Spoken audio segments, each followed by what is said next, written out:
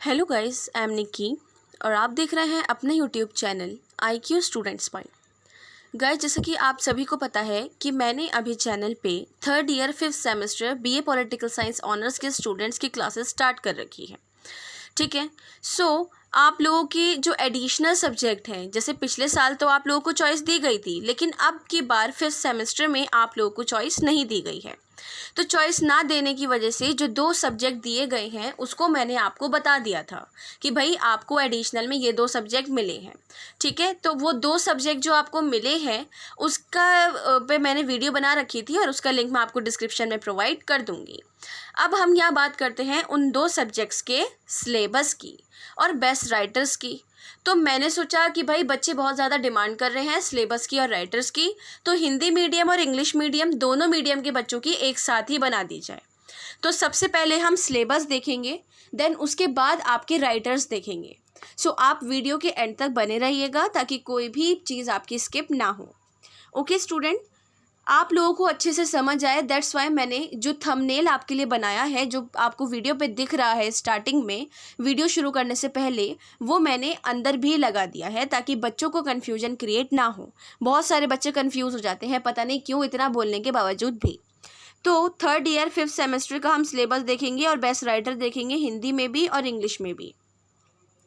सबसे पहले जो है हम आपका human right in a comparative perspective का सिलेबस देखेंगे। ठीक है, इसका सिलेबस हम हिंदी और इंग्लिश दोनों में देख लेंगे। सबसे पहली यूनिट है आपकी human rights theory and institutionalisation. इसको आपको 3 टॉपिक्स में डिवाइड किया गया है। Understanding human rights, 3 generation of rights. इसमें अंडरस्टैंडिंग पढ़नी है ह्यूमन राइट्स की, देन 3 जनरेशन ऑफ राइट्स जो थे आपके, जो हैं आपके, वो आपको इसमें पढ़ाए जाएंगे। Institutionalisation, universal declaration of human rights. ठीक है, और rights in national constitution South Africa and India. India के पढ़ने बहुत ईजी हैं, आप फर्स्ट ईयर में पढ़ चुके हो। हाँ, साउथ अफ्रीका में थोड़ा सा आपको टाइम लग सकता है।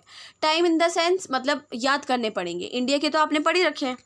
सेकेंड यूनिट है आपकी issues, torture USA and India, surveillance and censorship China and India, terrorism and insecurity of minorities USA and India. ठीक है, एंड थर्ड यूनिट है आपकी स्ट्रक्चरल वायलेंस। स्ट्रक्चरल वायलेंस को भी 3 टॉपिक्स में डिवाइड किया गया है। Caste and race, South Africa and India. आप लोग जानते हैं कास्ट एंड रेस का ये जो सारी चीज़ें चली थी साउथ अफ्रीका में सबसे पहले चली थी, काले गोरा इन सब चीज़ों का। उसके बाद इंडिया में भी हुआ था SC ST वगैरह को लेकर, जो आज तक चलता है और वहाँ पे भी ये सब कुछ चलता रहता है। बी में आपको gender and violence India and Pakistan पढ़ना है।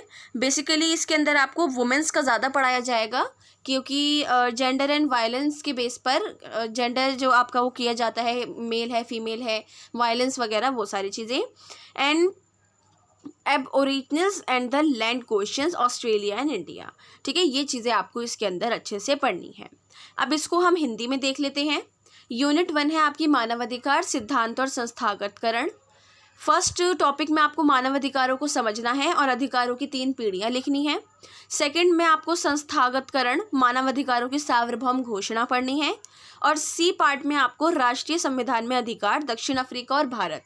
ये चीज़ें मैं आपको इंग्लिश में अच्छे से डिफाइन कर चुकी हूँ। सेकेंड यूनिट है आपकी इश्यूज, मुद्दे।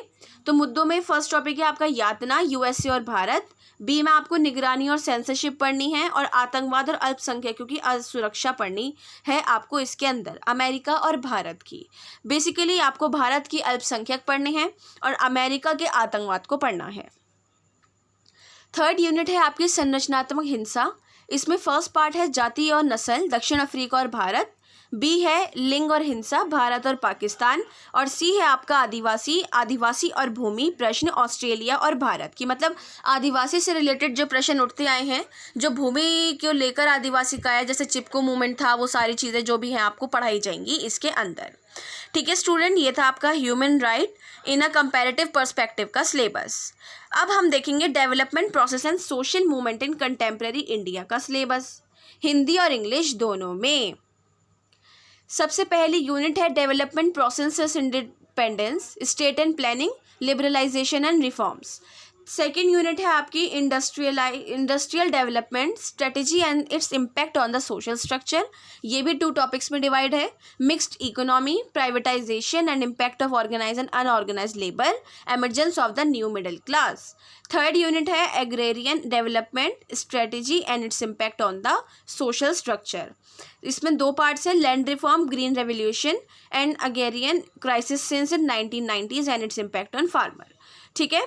फोर्थ है आपका social movements, tribal peasants worker movement, Dalit and women's and civil rights movements. वाह, मैं वुमेंट्स बोल रही हूँ, मतलब कुछ ज़्यादा ही वुमेन जमान पे चढ़ गया है। ठीक है, अब हम इसको हिंदी में देखेंगे। यूनिट 1 है आज़ादी के बाद विकास प्रक्रिया, राज्य और योजना, और सेकंड है उदारीकरण और सुधार। ठीक है स्टूडेंट। सेकंड यूनिट है आपकी औद्योगिक विकास रणनीति और सामाजिक संरचना पर इसका प्रभाव। इसमें भी 2 पार्ट्स है, मिश्रित अर्थव्यवस्था, निजीकरण, संगठित और असंगठित श्रम पर प्रभाव, एंड सेकंड है नए मध्य वर्ग का उदय। थर्ड है आपकी कृषि विकास रणनीति और सामाजिक संरचना पर इसका प्रभाव। तो इसको फर्स्ट पार्ट में भूमि सुधार और हरित क्रांति पढ़नी है आपको, जो आप 12th में पॉलिटिकल साइंस में इंडियन पॉलिटिक्स में पढ़कर आए हो।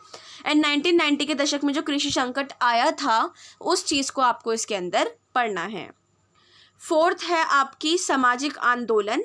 सामाजिक आंदोलन में फर्स्ट आप आदिवासी, किसान और मजदूर आंदोलन पढ़ोगे, और सेकंड पार्ट में दलित और महिला आंदोलन, एंड सी में आप नागरिक अधिकार आंदोलनों को पढ़ोगे। ठीक है स्टूडेंट, तो ये थी आपकी 4 यूनिट। अब मैं वापस आ जाती हूँ आपके जो यहाँ पे थंबनेल है उस पे। देखो भाई साहब, इसके अंदर मैं आपको ये बताना चाहती हूँ कि बेस्ट राइटर्स के लिए मैं आप लोगों को human right and development social movement वाली बुक के लिए कोई भी राइटर रेफ़र नहीं करूँगी, क्योंकि इसका कोई राइटर है ही नहीं। मतलब एक पर्टिकुलर राइटर, जैसे मैंने आपको सीपीटी का बताया, आप सीपीटी में आपको प्लेटो, अरस्तु वगैरह वगैरह, इनफैक्ट आगे तक का बहुत सारा मिल गया। ठीक है, और जो मैंने आपको प्लेटो की आईपीटी की बुक बताई है उसके अंदर आपको मनु, कौटिल्य, बर्नी वगैरह ये सब मिल गए। लेकिन human rights and development process and social movement, ये 2 ऐसे सब्जेक्ट हैं जिनकी पर्टिकुलर एक सेपरेट या फिर एक ही टॉपिक से रिलेटेड बुक हो। ऐसा कुछ नहीं है कि इनकी बुक आपको मिल सकती है। हाँ, लेकिन development process and social movement in contemporary India के लिए आप जो है CNI की book, constitutional nationalism in India की जो बुक है, प्लासी के पश्चात प्लासी ऑफ पार्टीशन वाली जो बुक है उसको यूज़ कर सकते हैं। ठीक है, लेकिन ह्यूमन राइट्स के लिए बच्चों लोग एक भी कोई ढंग की बुक मुझे नहीं दिखी, जो मैं इतने दिन से आपके लिए इंतज़ार में थी। आप लोग अपना सिलेबस ओपन करना, PDF आपको टेलीग्राम चैनल पर अवेलेबल है, वहाँ से PDF देखना। उसके अंदर जो आपको रीडिंग्स दे रखी है ना नीचे, तो वो रीडिंग्स को आप चेक करना। तो उन रीडिंग्स में जो थोड़ी बहुत लिंक या फिर बुक दे रखे हैं, आप उनसे अपना थोड़ा बहुत मटेरियल निकाल सकते हो। अदरवाइज़ आप लोगों को मटेरियल मिल जाता है तो बहुत अच्छा, नहीं मिलता है तो प्लीज़ आप मुझे कमेंट बॉक्स या टेलीग्राम चैनल पे बताइए कि आप लोगों को इसकी क्लासेस भी चाहिए या नहीं चाहिए, तो मैं आप लोगों की ये क्लासेस भी स्टार्ट कर दूँगी। आई होप स्टूडेंट्स आपको अब कोई भी डाउट नहीं रहा हो। इन केस आपको कोई भी डाउट हो, सजेशन हो या कोई भी आपको क्वेश्चन हो तो आप मुझसे कमेंट बॉक्स या टेलीग्राम चैनल पे पूछ सकते हैं। अगेन मैं रिपीट कर रही हूँ, इनकी कोई बुक्स नहीं है, लेकिन जो टेलीग्राम चैनल पे मैंने सिलेबस प्रोवाइड कर रखा है वहाँ से जाकर उसको डाउनलोड करो एंड उसमें रीडिंग्स चेक करो कि भाई ये रीडिंग्स है, निकी मैम ने बता दी हैं। अगर उन रीडिंग्स में से भी आपको नहीं मिल रहा है तो मैं आप लोगों की क्लासेस जल्द से जल्द स्टार्ट कर दूँगी, अगर आप लोग बोलते हो तो। ठीक है स्टूडेंट, जैसा भी रहे आप मुझे कमेंट बॉक्स या टेलीग्राम चैनल पे बता दीजिए। Okay, so best of luck.